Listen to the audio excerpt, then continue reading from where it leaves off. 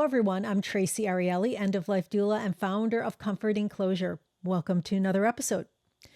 If you're like me, an adult child with aging parents, you know how tough it can be to bring up the real stuff, where they'll live, what kind of help they might need, and how things might change down the road. Those talks can get emotional quickly. They can bring up guilt and worry or family tensions. And when we avoid them, it usually means we're going to be forced to make hard choices later and under pressure. My guest today, Shari Ross, will walk us through how to make these conversations easier. Shari is a senior living consultant and creator of the S.I.M.P.L.E method. She spent years helping families make sense of these decisions, offering both practical guidance and compassion. Together, we'll discuss how to start these conversations and how to support parents through change. So grab a warm drink, find a comfortable seat, and join us for the conversation. Shari, welcome, and thank you so much for being here. Hi, Traci. It's so wonderful to be here with you. I'm really happy to see you and to be here with all of your listeners. So let's start off, and I want to know what first drew you into senior living, and how did that journey lead you to the work you do today? Yeah, it was a very not a roundabout. I mean, it was very roundabout actually, the way that I got here. So I like to look all the way back to when I was in high school and I lived with my grandparents for a couple of summers when I was out of school, and I worked at a summer stock theater during those summers. And really being around my grandparents and then in the theater was primarily all the patrons there were senior citizens. And I had no idea at the time that any of that would, relate to anything I did later on in my life. But I tended to just really I related really well with these older adults for whatever reason. I just had a really nice connection with them and I enjoyed being around them. And that's all I knew at that time. And when I graduated from college in New York, I went to NYU and I studied acting and sociology actually as a minor.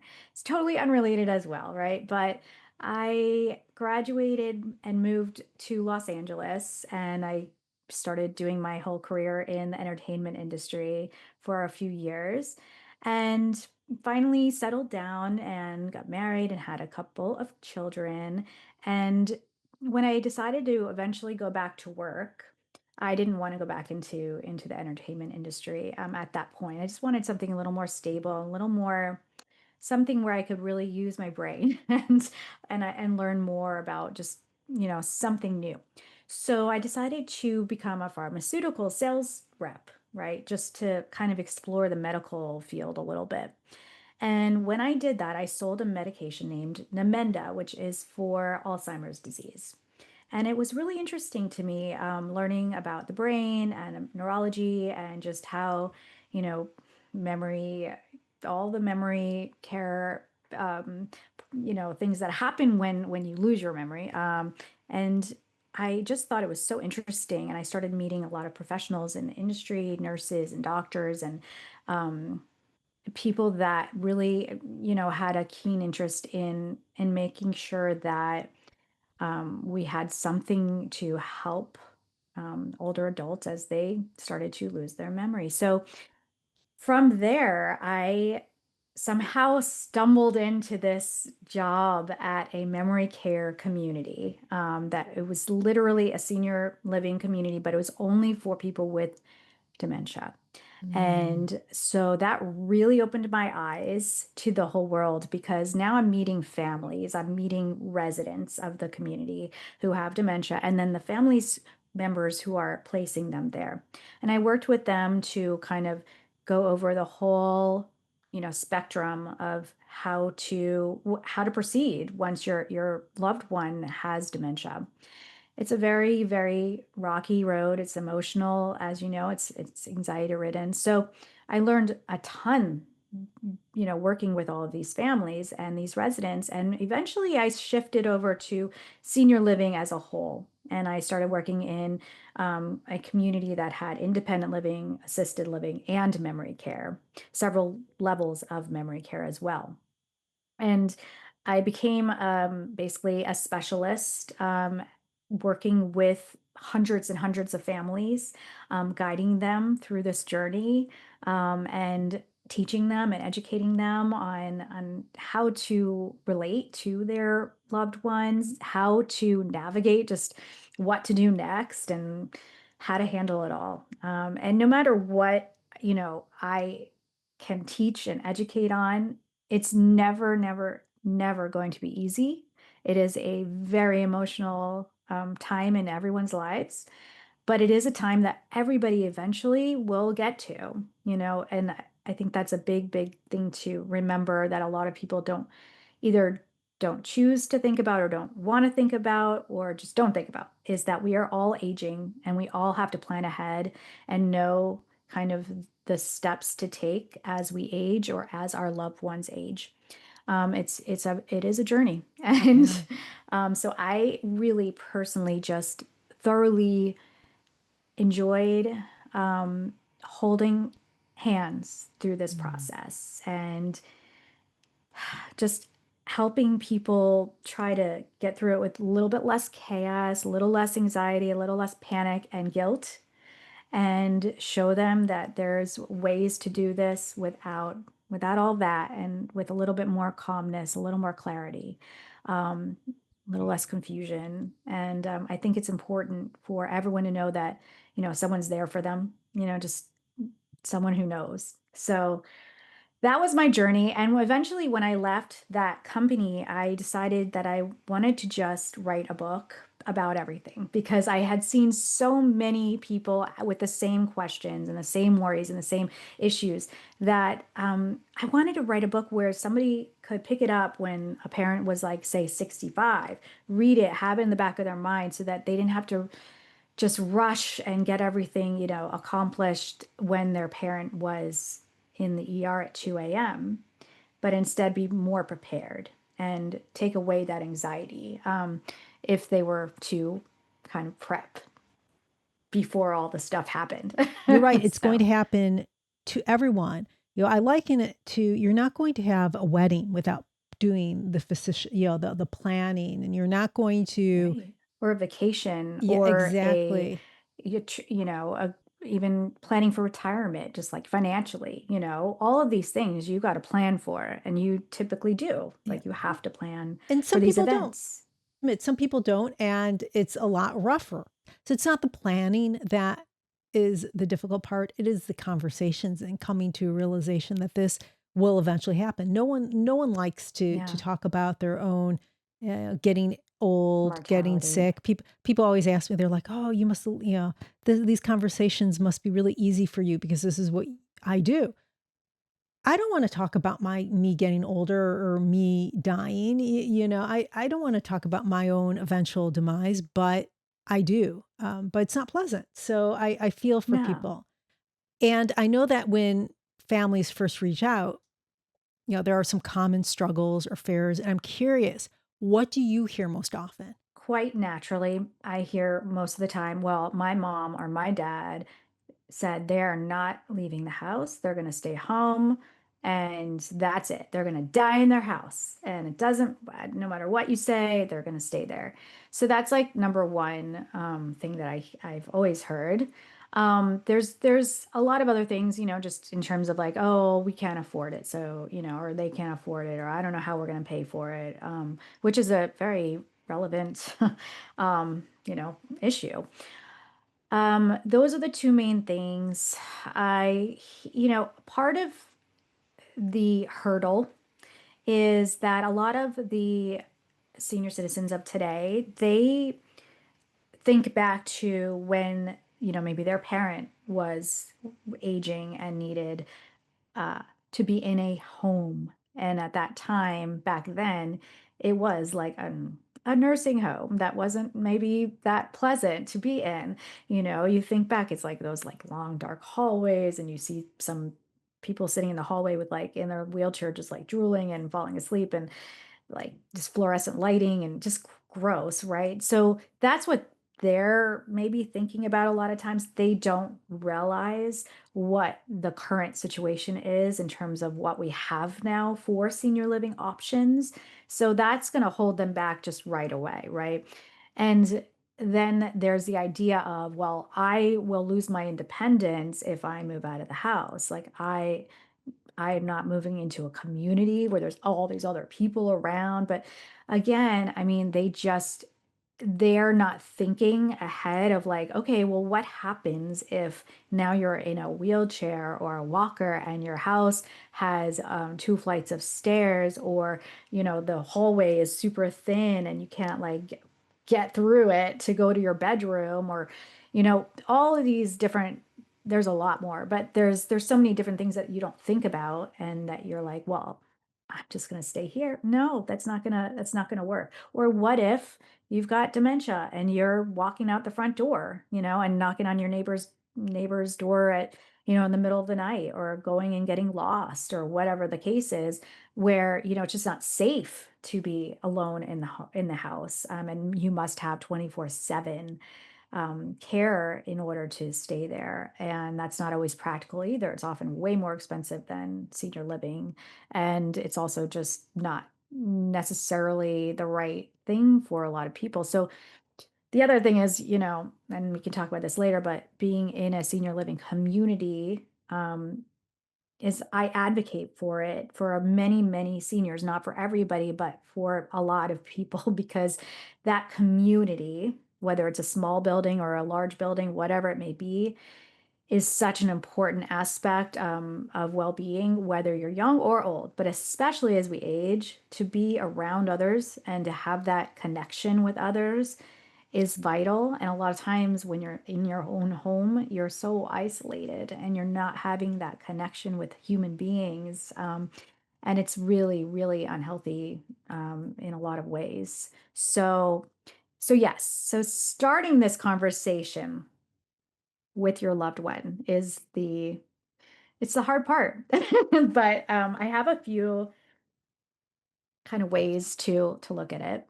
Before going through those ways, I just want to go back because you did mention a couple things there. You mentioned Mhm. people thinking that they're going to be able to live at home, age in place, as it's Yeah. called, and you also mentioned community and dementia. Um, Hmm. Aging in place, it's really interesting. I just want to go back to why people that Yeah. why these things might not be realistic. Aging in place. Um, is a wonderful idea. But when you go and, when people, there are, um, people can die quickly, people can die, everyone that, even my parents are like, we're going to go fast. We're going to have a hard, we're just going to go fast. And only about 10%, now the numbers, it used to be 20% of only 20% of people die quickly. Now it's 10% because medicine has gotten even better. And I forgot where I read that. I'm sure I could dig up where that statistic comes from. We But live longer. Yeah. yeah, We so just live longer they now. live longer, and because of our health care, when you get sick, you still live longer, but you live longer sick, and you Right. die slowly because uh, in our society, it is more about quantity of life than quality of life. Doctors have the discussion of quantity, not quality. So, Yeah. why it might be unrealistic is, if you look at your quality of life, what do you want that to look like? And also the cost, even if you age in place. I've talked to people who live in not expensive socioeconomic areas, not like California, but like some of the southern states, and they're paying $7,000, $8,000 a month for people to come in to help. And this isn't full time even. Yeah. So this is in Texas, this person was telling me. So, you have the cost, and it's not realistic, then what's the difference of a person living in uh, a, a assisted living community? So we talked about, why it might not be realistic to age in place where people might not realize it's that expensive. Also, you talked about how how important community is, and I don't think people realize that as you get older, your world gets so much smaller because the people around you die, they pass away, or they get sick and they can't, Mhm. go out, and your world is going to shrink greatly. Yeah. And so Plus, on living top of if you aren't as mobile, Yep. right? So you're not getting around or you lose your license, you're no longer driving. So yeah, we have Ubers now and such, but still, if you are at that point, like you're not really seeing people. I mean, yes, be great if you have a big family and they're coming to visit you. And yes, some people have that, and that's wonderful. But there's a lot of people out there that don't have that, and they have very few people around them. So it is really vital at that point to you know be in a situation where you do have others around you, who can, not only the professionals who can watch over you, but the other peers, that you can talk to and have a conversation with, and do things that can you know enlighten you, or to give you some purpose throughout the day, to take up a new hobby with, or whatever it may be. But having that in your life on a daily basis is so vital. You talk about quality of life. And when you have these discussions with people moving to somewhere, it is a quality of life issue. And I love that you mentioned back in our day. And I did not realize we were so close in age. But Yeah. when back in our day, I worked in a assisted living community when I was younger, teenager, and it was a place where people went to die. That's all I could Mhm. describe it. It was a place that people went to die, and so I know that many people have this notion that that's what so the baby boomers and the silent generation and even Xers, like that's what we envision. I Yeah. remember the first time I went to help people in with move into a living choose a living assisted living facility. I can get it. It comes out eventually. But And by the way, I call it only a community, not a facility. I thank hate you. the word facility for some reason. So I really try to steer people away from calling that, especially when discussing it with their loved one, their parent. Don't say the word facility. Brilliant. Don't say the word like home, nursing home. I just like to call it a community Thank or an you. apartment. So Yeah. I remember going to the different communities with people that I was helping them choose. And I was thinking, wow, I want to live here. There's so many of them. It was, um, Yeah. some of them are spectacular. Most of them. I mean, there are some that are, oh, I won't, yeah, but the Mm-mm. majority of them are amazing. And so these conversations, like, are, to me, it's about quality of life. Now, I know I love that you just mentioned the wording of it. How would you recommend starting these conversations? You were about to go there. And I know Yeah. that So, you well, first of all, created it's not one conversation yeah, with a, what were we going to say? you I was created going to, I'm thinking we talk about the simple method, and for those, simple is actually all capital, an so acronym. it stands for Hmm. something, and I'm sure that you lean on that a lot, and to make it, not easy for people to talk, but to give them a framework to talk to their Exactly. folks. It's a framework of how to kind of go through this whole journey.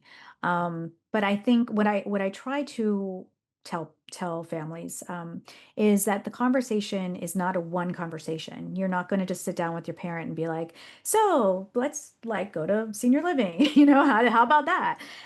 Never going to be like that. It's going to be kind of over time. You're going to just kind of do a little prodding, a little pick, a little bit of just boop, boop, boop, just try to get things a little bit in their minds over time.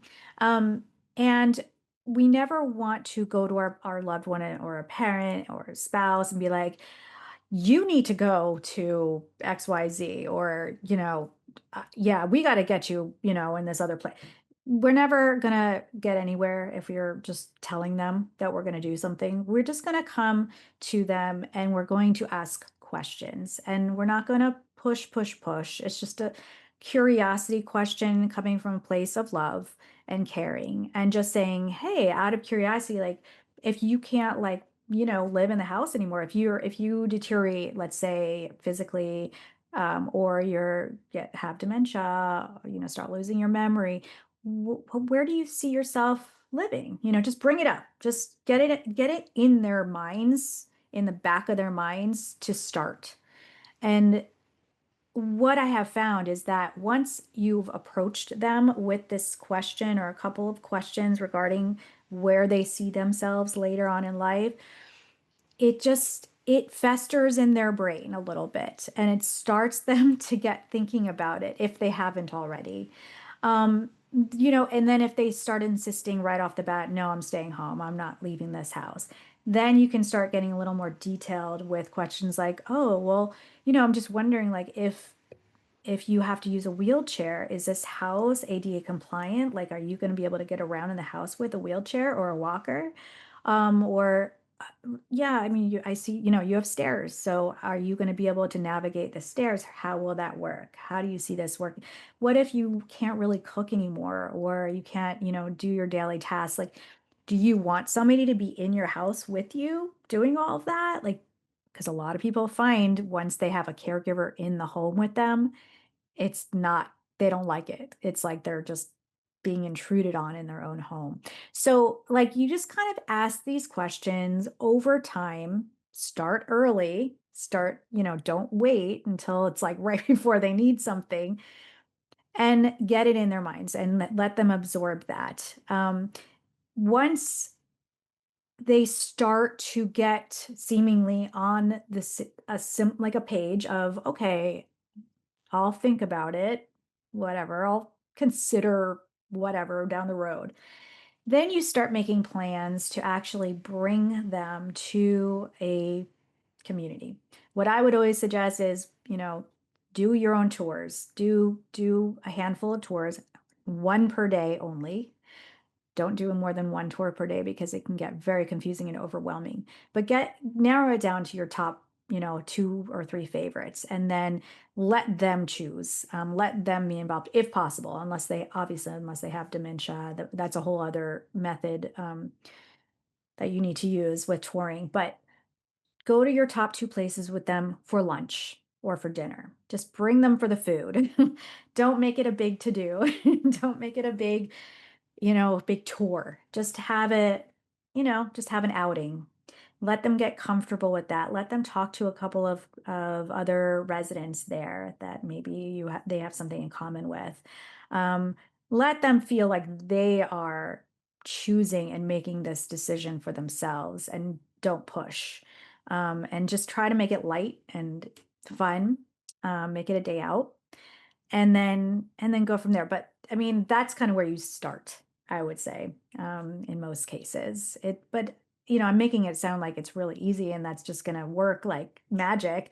But I promise you, it is difficult and it doesn't always work perfectly. And there's more cases than not where the loved one falls or something happens before they've actually made that decision to move, and then that decision is made for them at that point.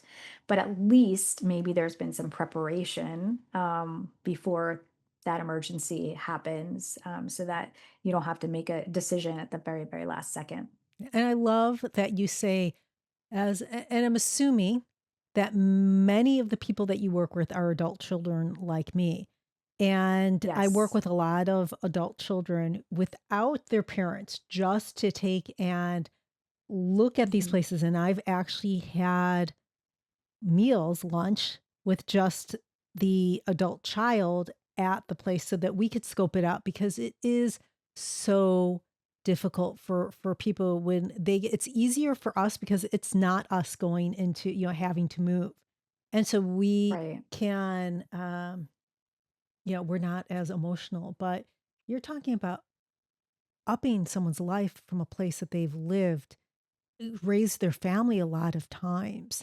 This is where their happiest moments are. And Hmm. so even if your parents aren't on board, taking and going to these communities and scoping them out for yourself. So when it does come to a point where, if it comes to a point where it's an emergency or they need to go somewhere, you have ideas of what's good and what's not. And, Exactly. and let me tell you the food, it's really important to try the food because I was at some places that were really, I yeah, Oh, it yeah. was lacking, let me There's some just big tell you. No amount difference. of Oh, salt. yeah. No amount of salt was fixing that meal. Oh God. And you don't want to put salt in their food either because generally speaking, they generally Yes, have a high blood pressure and you exactly. don't want to do that. So salt replacements Now are I'm better, curious, but many adults, or many parents might answer your question was like, "Well, have you ever thought about this? What would you do?"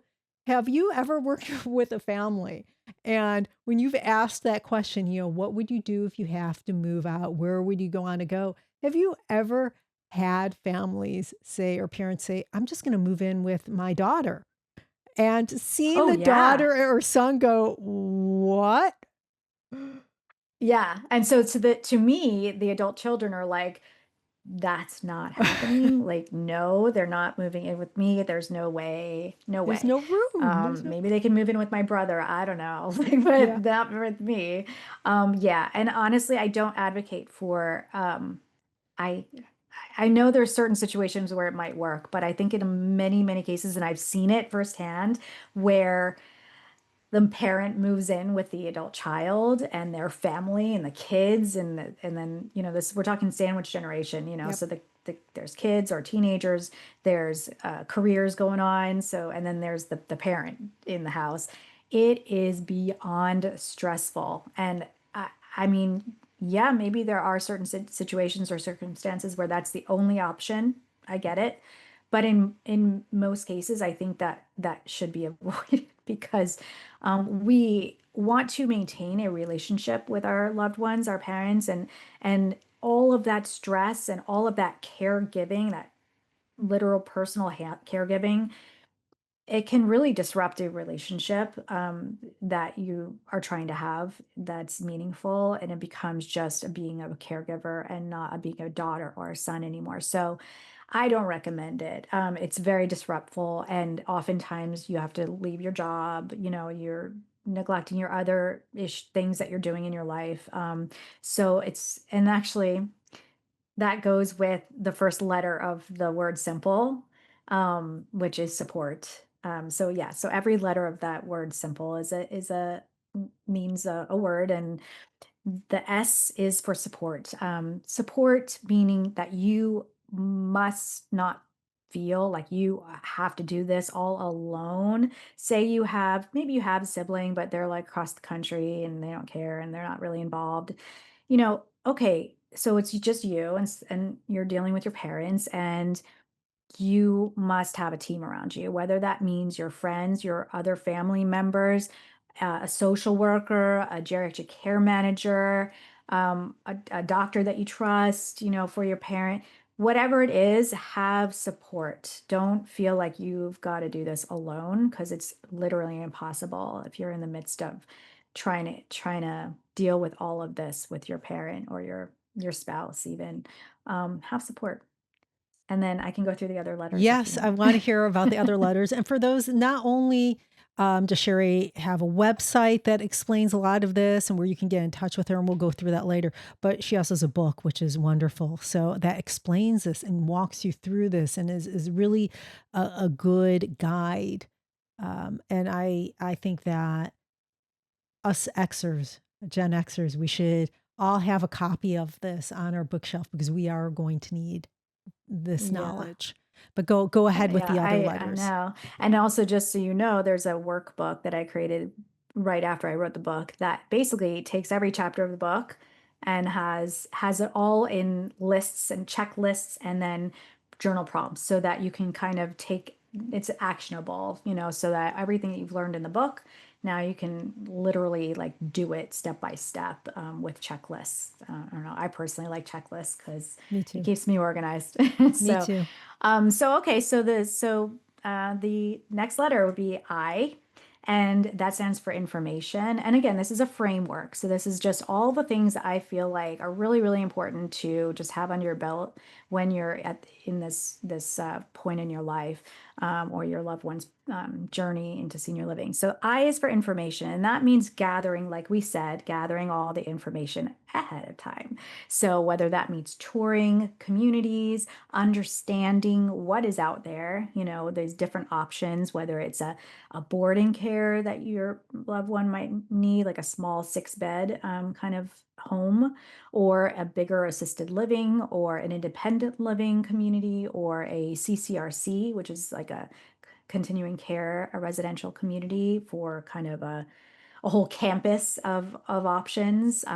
So there's all these different types of, these terms and things that are out there. And so having that information, having the information of costs of, how to even like go about placing your loved one, just all of that information, having that at your fingertips is so key to even just like start moving forward with all of this. So that's like first and foremost. And then M is called matching. And matching, it means that, like I said, there's so many options out there, and every senior has their own vibe and their own personality and their own care needs. So while one mom might need physical support, the other mom might need memory care. One might have like a totally outgoing personality and wants to be around 200 other senior citizens in a big, huge,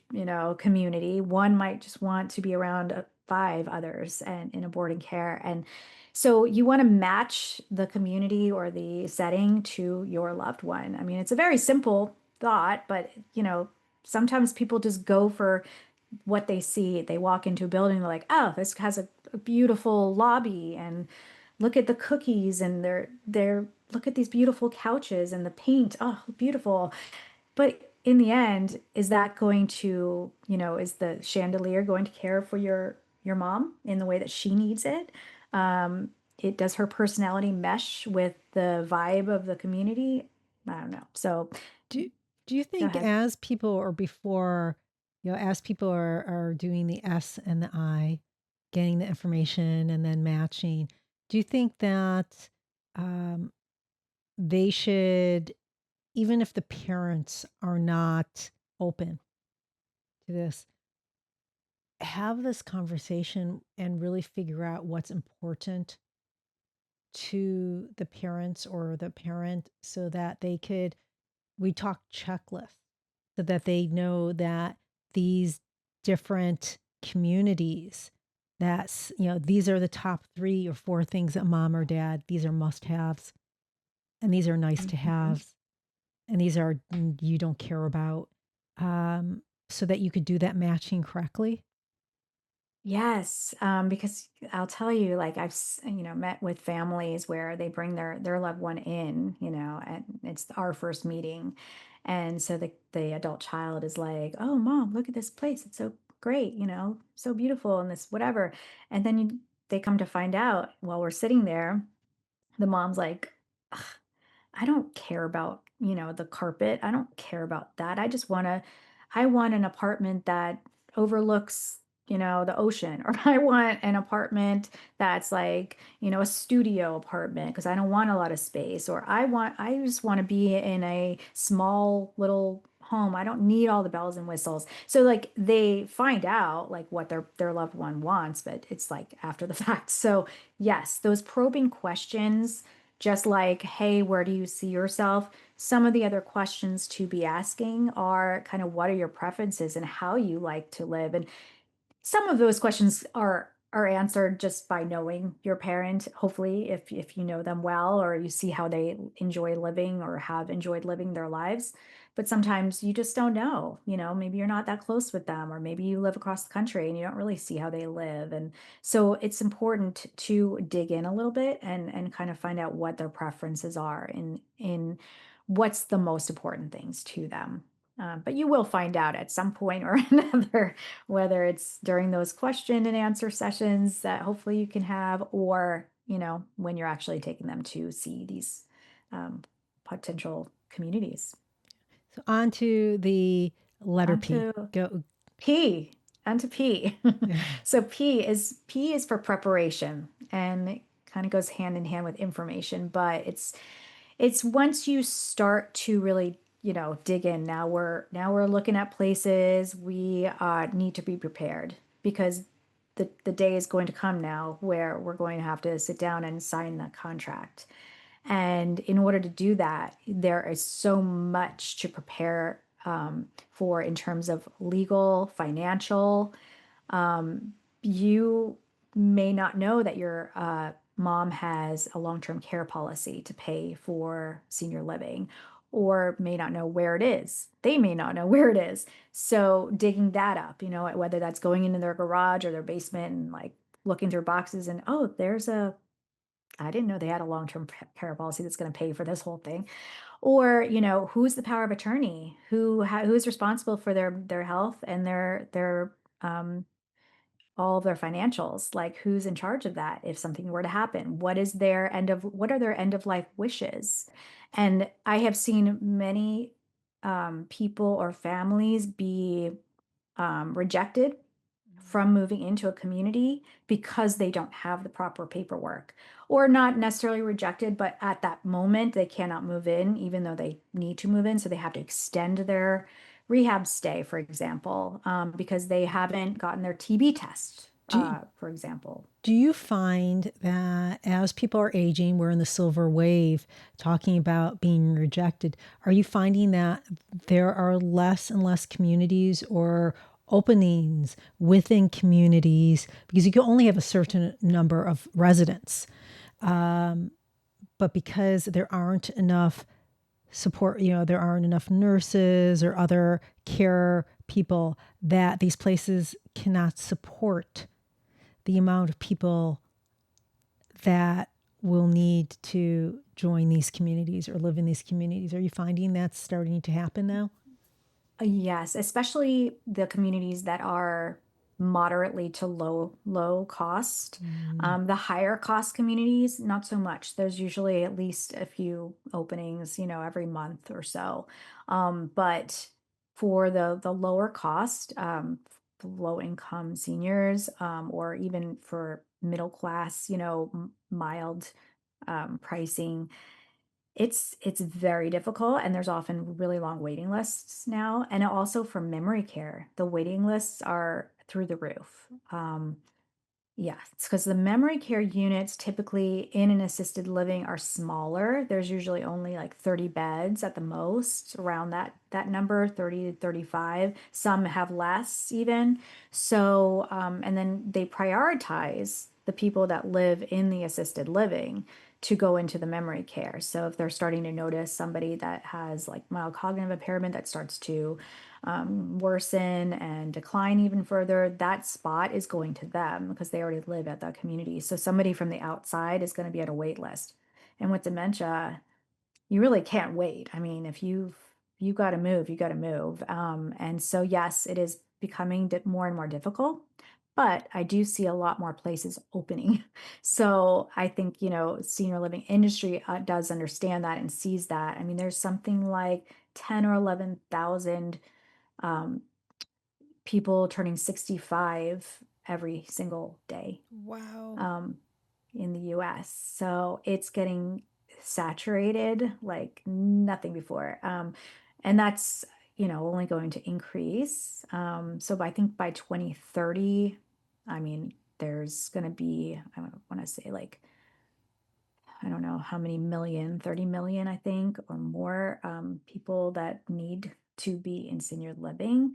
So it's going to be, yeah, it's a massive influx with the baby boomers coming of age. So they do see that there are a lot of places opening, but, and there's not a lot of affordable places, I have to say. There's just not. So Let's that's a give problem. people an idea of how much these places cost. So let's just talk about the rent Yeah, that covers usually food. So let's, and this is not the care, the additional care, but what are you right. finding? And I'll tell you if it's what I'm finding too. In fact, I can even tell you, I find about 12,000 a month. 8 to 12,000 a month is what I'm finding in California here, but people are saying Yes. in other states it's between six and eight, less expensive, 6 and 8 thousand a month. And that's just the Yes. food and board. That's the, that's the board. That's not The the, basics. yeah. Yeah. Some places do include a few other things in that, but relatively speaking, yeah, it's your apartment, it's housekeeping and laundry, sometimes transportation, like shuttles, and all of the activities, that they provide. Those are all generally included, and then the food, of course. And that's typically anywhere from, yeah, six to $12,000, depending on the size of your apartment, depending on the area you are in, the state you're in, but generally that's the range. And then you've got care. So once you get to the point where you're needing anything like medication management, or help with getting dressed, or help with showers, or help with transferring from a chair to a bed to a chair, etc. Or once you need memory care, then we're talking about getting up as high as I've seen. The highest I've seen in an assisted living is probably about $25,000 a month. But that was in a very affluent area and with like the biggest, apartment in the place and with lots of care. But I would say if somebody's going to be in a fairly decent community, fairly decent sized apartment, you're looking at no less than $10,000 A and month. Yeah. probably more like 15, 16,000 a month. So if you do have a long-term care policy, insurance policy, great. There are still a lot of people that did purchase those way back. They don't sell them like they did anymore, No, which because is they are very pricey. I mean, very, but very what is more pricey? right. I Buying know. that or, Yeah. Well, the problem now is that the way they're selling them is just like either as a rider on your other insurance policy, and it's typically for a very short period of time, like a 2-year policy, and it's capped at a certain amount of money. The way they sold them back then, it was, the rest of your life, no limit, no limit on, amount, like it, like crazy, like Yeah. just amazing policies. Some people still have those. But yeah, they don't sell those anymore. But yeah, if they had them, then that would be great. They could get the fanciest apartment in the best place and, no worries. But generally speaking, most people are paying out of pocket, Yeah. private pay, which is crazy. And Medicare will So pay for some of the care, but not. no, not in assisted living. Medicare pays for nothing. Nothing. Oh, I'm The, thinking hospice. Sorry. yeah. Yes, in hospice. Yes, Yes, yes, it in does cover hospice. for Yes. hospice. Let's just say there's a resident that's in an assisted living, in memory care, and on hospice. They can be on hospice in the community itself, which I fully advocate for. I love that. It's like an extra layer of care. So Medicare will pay for that, or Medi-Cal, depending on, where you are and kind of But it place. doesn't But pay for the place. not the doesn't pay for the room and board, doesn't pay for any of the other care. Yeah. It's just that The hospice hospice. Yeah. care.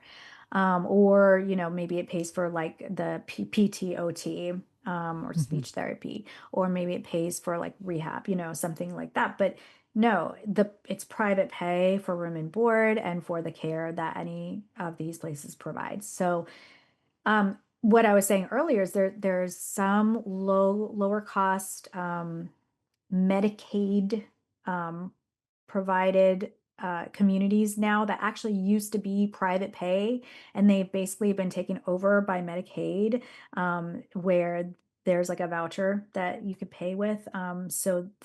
But the quality, you gotta, unfortunately, that's just what it is for some people. You cannot afford it otherwise, and that's fine. But if you have to pay private, it's expensive. So in the book that I talk about different ways to pay, there's like 10 different ways that you can kind of pay for it. And that's part of the prep now, and getting your life in order. I know Yeah. we still have L and E. So let's Yeah. what does L stand for? L L's my favorite. L is twofold, and it's called letting go.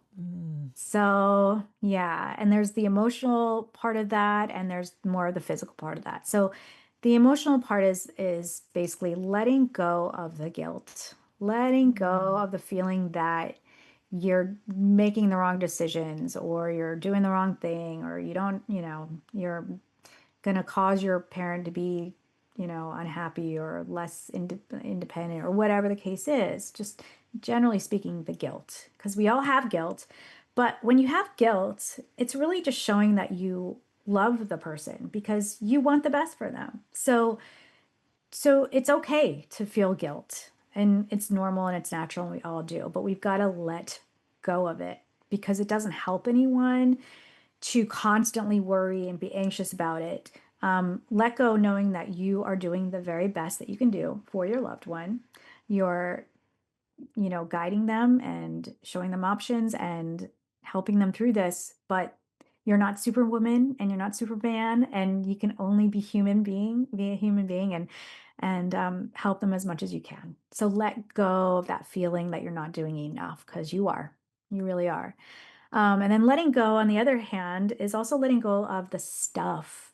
Because as you know, when we move, we have to let go of the house, of the antique coffee table that we've had forever, of the china that, our grandma passed on to us and, your mom's had for 50 years. All of these things are lovely and they're meaningful. But when you need care, when you need to go to have support from others, from professionals, those things are not going to help you. And you're not going to be able to bring everything. You got to like kind of lighten the load when you move to an assisted living because obviously the space is smaller than a house.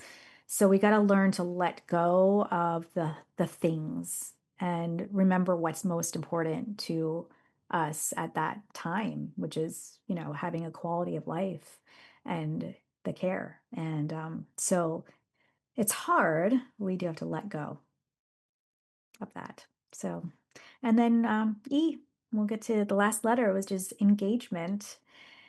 And so once a loved one moves into a community, you're not just like throwing them away, and you're now still part of their lives. And now we're going to engage with our parents or our spouse in a different way. Instead of having to get up in the middle of the night with them 3 times or 5 times while they go to the bathroom, or helping them to the bathroom, or, cooking their dinner or whatever it is that you're doing for them, now we can have more time in our lives and more energy to engage with them in a way that's more meaningful and more normal, being their daughter or son or their spouse and spending time with them in a way that's fun and endearing and where you can actually relate to them, in a human way as opposed to being just caring for them all the time. So that engagement's important to continue that. Is there anything that family members can do to help with that engagement, to help after the parent or parents move into the community, to make sure that the parent is okay and happy? Mhm. How Yeah. do they Well, get first of all, I involved? think it's so what? How do they get involved, and how do they get How to involved in the community? yeah. I know some communities are really good with taking and making sure families are involved also. And I think that's vital. So I think, first of all, yes, it's important for the family members to get to know the staff on a friendly level, get to know the executive director, um, know the staff's, first names, go in and spend time in the community with your loved one, having a meal once a week or so, if you can. I know this is difficult if you live across the country. There's other techniques that I have also that I can get into after. But if you do live nearby, which would be the hope, then get in there and go like maybe once a week they have I don't know if you play bingo or mahjong or chess or whatever it is, if you've been playing chess with your dad, once a week your whole lives, or you've been playing some sort of, or Jeopardy or whatever, continue that. keep those routines alive. Like, so don't change that because they've now moved. So go in there and spend that time with them. But also, maybe if you have time, go volunteer in the community for a little while. Go in and just sit there and talk to the other residents, get to know them. Because eventually your mom or your dad is going to be making friends with these people. And just like when you were a mom, if you're ever a mom and your kids start making friends, you get to know their parents too. And now it's like the reverse. We are totally role reversal. We are the parent and they are the child. And in a way. So in fact, it's so funny because I tell this story all the time, but when you first bring your loved one or when they go for the first day to a community, it is very similar to when you're the parent and you bring your child to preschool or kindergarten for the very first day. And you're the one as the parent, like thinking, oh my God, they're gonna like go in there and they're gonna cry and it's gonna be horrible and there's just gonna be a mess. And then you're peering through you drop them off and they go in and you're peering through like the window, trying to see how they're doing. And in most cases, not all, but most, the kids happily playing, already making a friend or two, it's typically they're doing fine, and you're the one like having this panic attack, like walking away crying like, oh my God, they're not going to be okay. They're typically going to be okay. And it's the same thing with your parent. You're all worried and anxious and like, oh my God, are they going to make friends, or are they going to be lonely, or are they going to cry every day?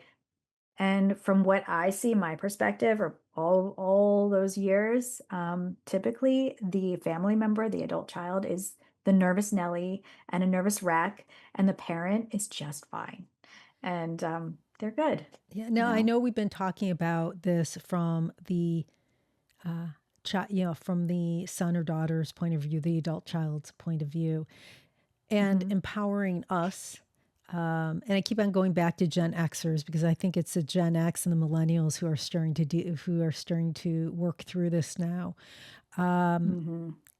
But how can we empower our parents so that they feel empowered, that they're making the decisions? We're not making the decisions. We're empowering them. We're giving them information, but we want the decisions to rest on them. We want them to uh, take care of themselves, right? How can we empower Yeah. them to do that? How can we move them in that direction? Yeah, and that goes back to letting them make the main choice, make choices for themselves and not forcing decisions on them. So again, giving them that control, that power to say, okay, maybe we've chosen two or three places that we know that they would probably like, but let them decide, in the end, which one fits them the best. Then let them decide what they want to bring. If they're like insisting on bringing that old green chair that they've been sitting in for the last 30 years, as long as it fits in the room and that's what they want, let them. Because there's so many adult children that like just want to do it for themselves. They want the room to look for the way they want it to look. I've had adult children bring in interior designers, and then the parent gets in and they're like, what is this room? Like, this isn't cozy. This isn't how I like. So letting them decide like the way they want to do it. Don't force them to say, don't be like, oh, mom, like you got to do look at this calendar of events. Okay, I'm gonna like call you every morning and tell you like, what's happening on the calendar, and like, make sure that you they're not children, like they're adults, and so they've got to have that feeling of empowerment of making their own decisions throughout the day. And I used to always tell this to the seniors too. Understand that this is your life, this is your home, this is your space. You make the decisions and you make your day the way you want your day to be. We're not going to tell you what to do. You come out of your room when you want to come out of your room. If you want to stay in your room all day and read a book, that's your decision, and that's fine because it's your life. But if you want to come out, I will encourage you to do, the painting class or the exercise class, because I know that like years ago you used to like to paint and do whatever XYZ exercise. I know that that's something that's in your history, so maybe you would enjoy it. But pushing somebody to do something is only going to make them resist. So we suggest and encourage, and that's really where we stop. It is all about letting go of that control. And I Yeah. think we we want that sense of control because we want to make sure our parents are okay. But our parents are our parents. They know they've lived longer than us. They have more knowledge, They've got wisdom. yeah, than Yeah. we have and that we could ever have. So just let go. Just Let let go a go. little It's bit. about pointing them in the right Yeah. direction and then letting them find their way. And they will. And we can't be, if they really are not that social, why are we making them go out and, attend happy hour, every Thursday? Like, let them decide if they want to do that themselves. And if they don't want to do happy hour, maybe decide, okay, well, that's the night. Let's go all go out for dinner. Let me take you out for dinner then instead. So you're just with us. However you can make them feel more comfortable and at ease and feel like they are at home once they've moved, then that's what we want. We don't ever want to make them feel uncomfortable or out of sorts or out of like not living their true life. Um, but we are supplying at least the care and the peace of mind for everybody involved that they're getting, the right care and that people are overseeing their day to day so that they're safe. And that's the main most important thing is knowing that they're safe and being cared for when they need it, but also letting them be independent as much as possible. Not When we're talking about our parents, um, like I think of my parents who are in their 80s, early 80s, who are living independently. They're not, they don't need to move into assisted living yet. They are very independent. They work out all the time. They have their friends.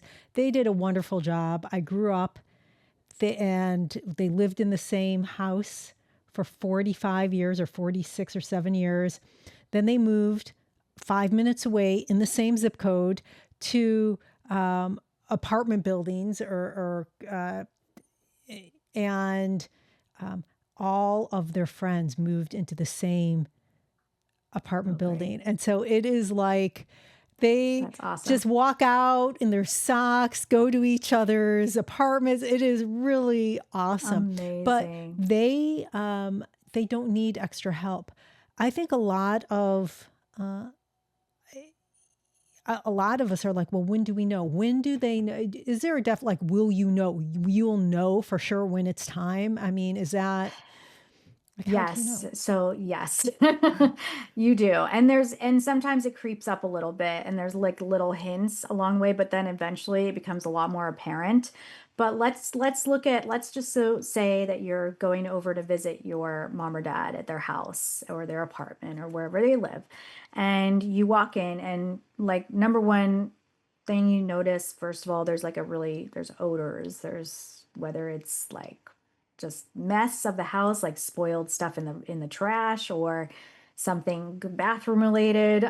So there's like it doesn't seem clean in the house, right? Maybe you're walking around and there's tripping hazards, like some rugs that could very easily you could slip on or trip on, or there's objects, that could be tripped over.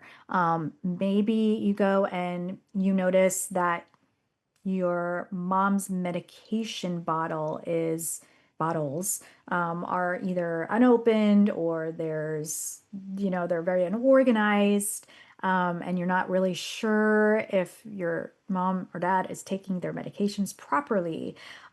Maybe you look in the refrigerator and there's just like one big piece of like pot roast from a week ago that is spoiled and moldy, or there's like some condiments and basically nothing else. Like, so what are they eating? Maybe they're not cooking anymore. Maybe you've gotten a few phone calls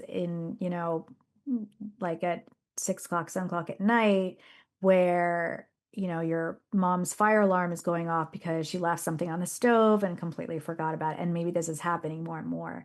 Or she calls and she's like freaking out because she can't work the TV remote. And then you come to find out that she was holding her phone in her hand, like not her remote. Or maybe the remote just needed batteries and she couldn't figure that out, or she can't work it all of a sudden. So there's definitely signals there. maybe your mom or dad happen to like get lost on their way to the store that they have been going to for however many years, and can't find their way home. That's obviously a very strong signal that there's some memory issues going on there. Or maybe you get a call from their neighbor that, where they're like, yeah, your mom's acting strange. She's been outside in her robe at, 12 midnight, and I don't know what she's doing. She's walking around and something's up. So there, you definitely want to have hopefully some friends or neighbors that can also keep an eye on your parent if they're not like super local to you. Try to make sure that there's some technology going on where you can FaceTime them or Zoom with them or whatever it is, where you can actually like say, hey, can you just like show me your house, like show me what's behind you, because you could look and be like, what is going on in the house? Like it's looking, something's not right. It's really dark, it's dirty, it's something, so you're getting a clue as to the way they're living just through that technology of those phone calls. If they can figure out how to get on the FaceTime. So that's something you also need to, sit down with them and hopefully teach them, and so that they understand. But there's also different technologies now. Say your mom or dad lives far away and you want to monitor their medication. There are like these cool, you know, electronic medication devices now where if they take something out, it alerts you, right? Or you can monitor their blood sugar if they have diabetes, from afar. So there's different a lot of different technologies. There's Alexa, there's, the Google things and all the different things where you can hopefully make it a little bit easier for them to manage things around the house using these technologies. Unfortunately, teaching them new tricks sometimes isn't the easiest. So it doesn't always work. My mom is wonderful. COVID, the only good thing that came out of COVID, I think, is my mom now is on, she was on Skype, now we do Signal. But she Yeah. loves, like, I get to see her all the time. I mean, like almost every Yeah. day we talk, which is wonderful. My dad, he still puts it up to his face like he's talking on the phone. It's really, really funny. And I get like a I love very it. close, I could see, you It's know, so funny. it's really I funny. remember that during COVID, trying to teach my mom from afar how to do FaceTime, and it was hilarious. It was just like a comedy show. She would get the picture, and then she could had no volume, and then Yep. she was like going all the way, to the screen, and then Yes. she was like, it was just, yeah, it was so funny. So yeah, but it's a surprisingly a lot of older people do know how to use those Yes. devices now, and so that's great. It's a good way to keep communicating. One other thing I left out, which is so important, is the falling. So falling Mm, is the number one um, issue as we age, and it can really cut back on our lifespan, because oftentimes when you fall as a senior, you start rolling into all these other issues. Once you go to the hospital to get an operation, it then causes this, and then it causes it. So you're in and out of the hospital. It really tumbles into other things. So we want to avoid falling at all costs. But unfortunately, when we get older, it becomes easier and easier to fall. And so when you start noticing that a loved one starts having bruises, sometimes they may not admit to you that they've been falling, but so kind of like look at their skin, look at their legs, do they have bruises? And obviously, if you're seeing them falling or you're seeing them almost fall when you're with them, that's another sign too. So that's a big one, a big, big, big red flag, because we want to make sure that our loved ones are in a safe space, that if they do fall, that at least there's somebody there. And then all these like communities that, you can wear a pendant so you can call for help, and, someone's right there 24/7 to help you either get up off the floor and get you back in where your bed or your chair, or if there's a problem to get you to the ER right. or the doctor. Great. So, last question for listeners who are feeling overwhelmed. They're starting this process, they're feeling overwhelmed. They don't know where to start. What is the very first step that you recommend? Take a deep breath. Know that you are not alone. There's many, many, many of us out there that are in the same place. So get that support. Talk to your friends, talk to your neighbors, talk to other people going through this. Get in a support group if you have to. Just to start learning your options, start researching, getting that information, underway, and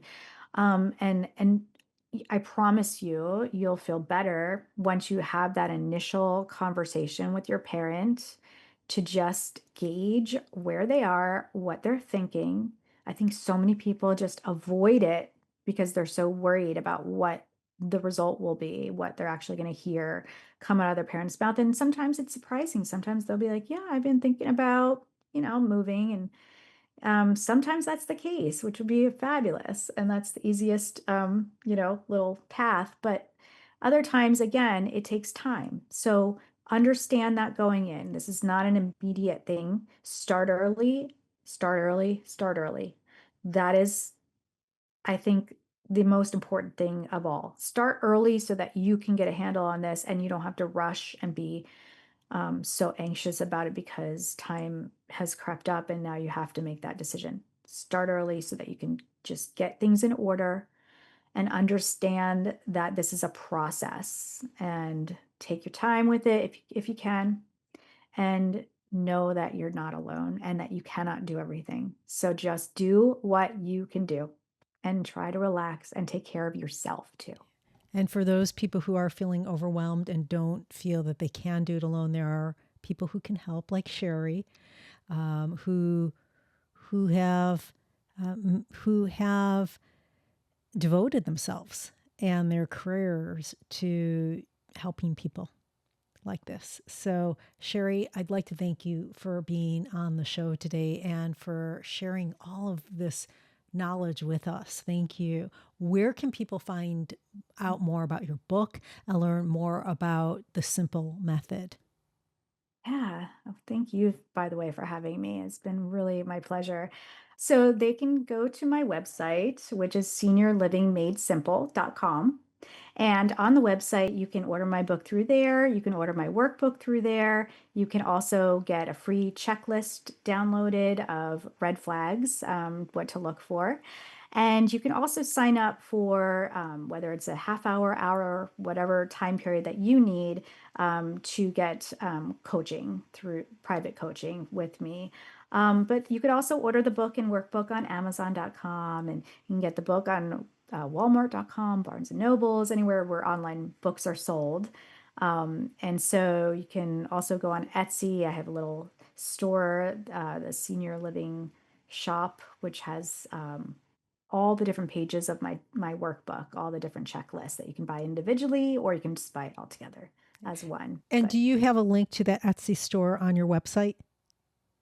yes, Okay. I believe I do. And if I don't, then I will put one on ASAP. You can actually also go on my socials, which are, Instagram, Facebook.